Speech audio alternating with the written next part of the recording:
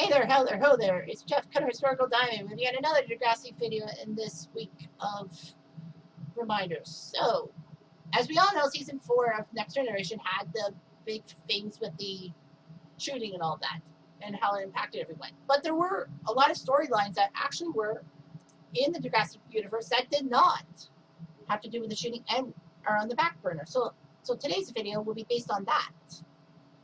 And as you should know, in one of my previous videos, that in season 4, Rick didn't come back in the first episode. He came back in the 4th episode. So anyway, here's the first major storyline that happened in season 4. In season 4, the Paige's rape storyline ended. In season 2, Paige got raped by Dean, a soccer player from Lakehurst, and Paige felt compelled to keep it within herself, not telling anybody about it for fear of embarrassment. But after 2 years of waiting, Paige actually gets her rape case on trial, and she's decided to testify against Dean and making sure justice prevails. However, she falls into deep fear and has fear of human contact and sexual contact, causing her relationship with Spinner to be in trouble. She decides that the case is too much emotionally for her, and she decides to say no to the Dean case. However, Spinner is aggravated, saying that Paige deserves justice, but Paige decides at the last minute to go ahead with it. Dean's lawyer basically does whatever she can to try to dissuade Paige about this situation. Basically, Paige says that she's with Dean, and would never have given up her virginity to him because of her age and the fact she only knew him for an hour. So basically, she does great testimony. Unfortunately for her lack of telling somebody about it, even Miss Solveig, sunk her. And of course, lack of evidence, Dean gets off scot-free. Paige, unfortunately, is upset over the fact that Dean got away scot-free. Paige decides to confront Dean after stealing Spinner's car keys and goes to a frat party. Basically, Paige decides to out Dean by telling everyone that Dean raped her at 15 years old. Says, how could he do that to her?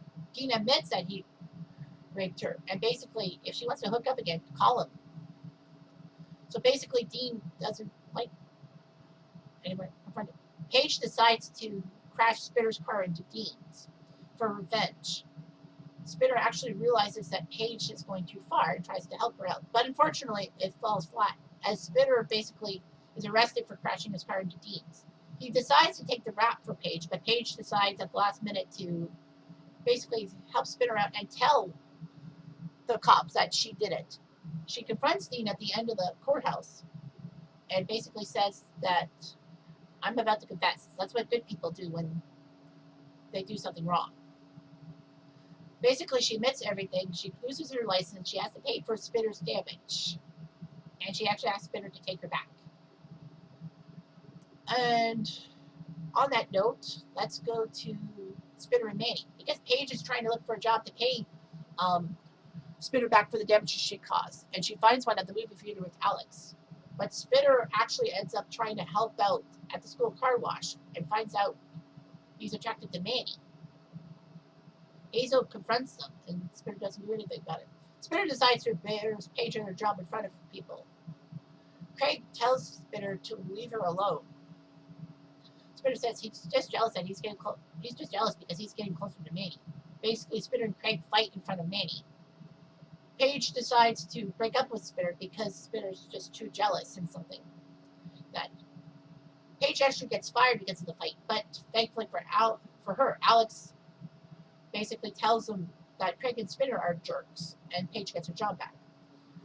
And basically, Spinner and Manny are having a relationship. And Spinner can't take the night off work for the Cupid dance, which of course Manny and Marco set up in the hopes of helping the school heal after the shooting. Unfortunately, Manny decides to break up with him, basically saying that she's the one who can't commit to the relationship, and afraid that Spinner's going to break her heart the way Craig did.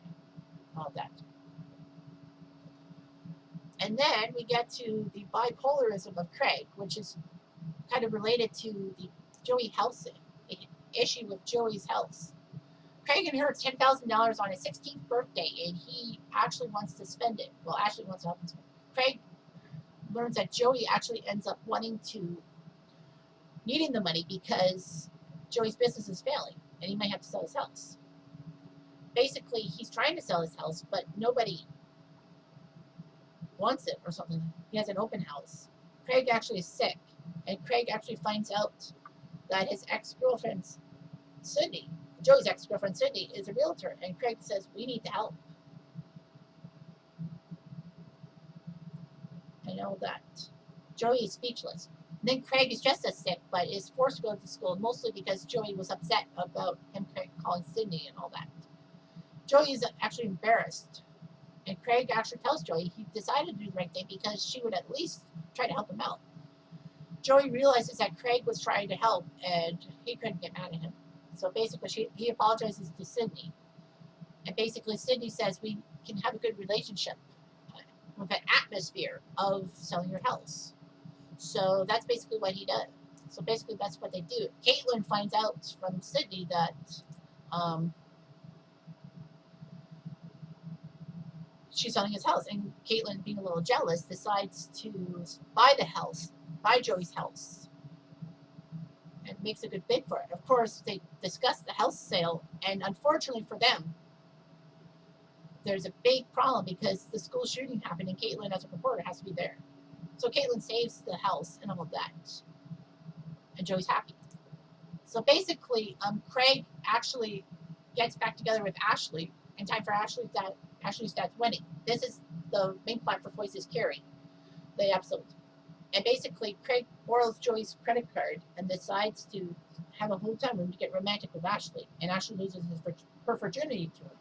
Unfortunately, Craig instantly thinks that he wants Ashley to marry him. So basically, he announces their engagement at the wedding.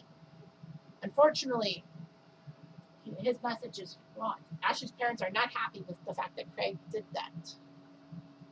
Ashley tries to help Craig out, and Craig is just acting bizarre and all that.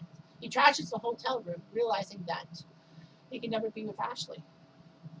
So unfortunately, he's really bad with his behavior. Joey notices things, well, mostly because Snake talks to Joey about Craig being irrational and all that, and says that it's probably he got some stuff from his father. So anyway, Craig goes on a downward behavior. Joey finds out about this, mostly when the credit card company calls him about the trashed hotel room. And basically, Joey decides to try to help Craig out, even though Craig is trying to avoid Joey at all costs, realizing what he did. Craig's in a hospital, and he's been diagnosed with bipolar disorder, just like his dad. So anyway, Ashley's there to help cope him and all that. Craig's wrote a lot of songs because of his stuff, and says, I don't know, I feel strange. I feel fine despite what happened. And Ashley said, yeah, it's your bipolarism. Ashley decides to stick by Craig, because Craig needs somebody. Anyway, Craig gets a job writing music when Kevin Smith, at the end of season 4, decides to shoot a movie called Jay and Silent Bob Go Canadian, eh? Unfortunately, Craig has issues because Ashley is going to break up with him and wants to move to England for an internship. Craig, unfortunately, is so angry. He's off of his medication and is in the streets. Joey tries to help him and all that. But Craig ends up spending time in the boiler room, like Degrassi, for a few days while he's off his meds. They do find him. They do get him to the hospital. They do get him to feel better about himself. And of course, Joey has to deal with Caitlin spending time with Kevin Smith. Weird. Anyway, one more to go, and this one is the one with Paige and Mr. O. Now, Paige fell in love with Mr. O as he was her yoga instructor in one of the episodes. They decide to have mutual feelings for each other, but unfortunately had to hide their relationship because Matt Olander was actually a student teacher in Paige's media immersion class. So basically, you can't have a relationship with a teacher.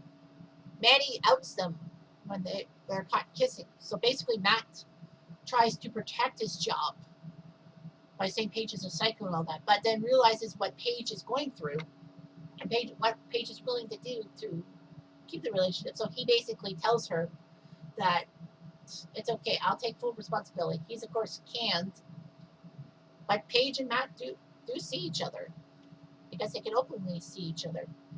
Matt decides to go to Yukon at the end of season 4 to plant trees in Yukon. But unfortunately, he breaks up with Paige because he has a new job, and Paige wanted a structured life for him.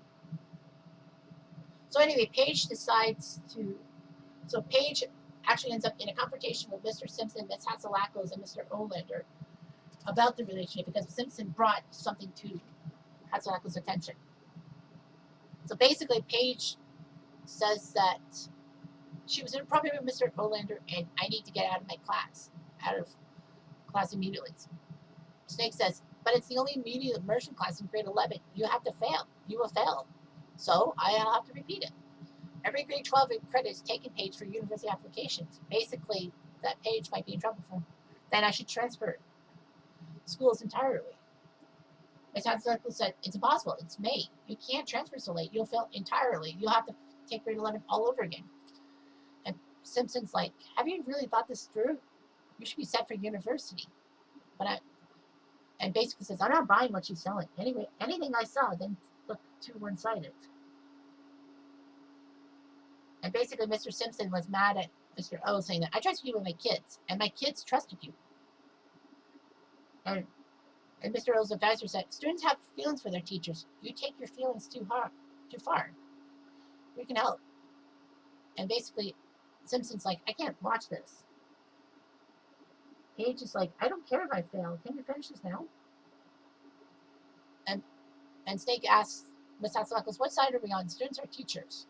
And basically, she's like, I need to know what you saw, Archie. How can I make a decision if I don't know what you saw? And basically, Mr. O decides to come clean and tell them all about his illicit relationship with Paige. And that's how he gets fired and all that. So yeah, I didn't really have to reference the shooting. So basically, those storylines were pushed to the back because of season 4 of Next Generation. I was originally going to do like a storyline thing about all of season 4, but I already did that earlier. So anyway, thanks for watching, and tomorrow we'll wrap up this week, and we'll wrap up the week with a lot of stuff. Practically the aftermaths of every character affected, and thanks to, and of course this is not a vampire thing because she tells about all the people who have suffered in the storyline, and I tend to listen to her. So anyway, that's all I've got. So thank you for watching and have a good day.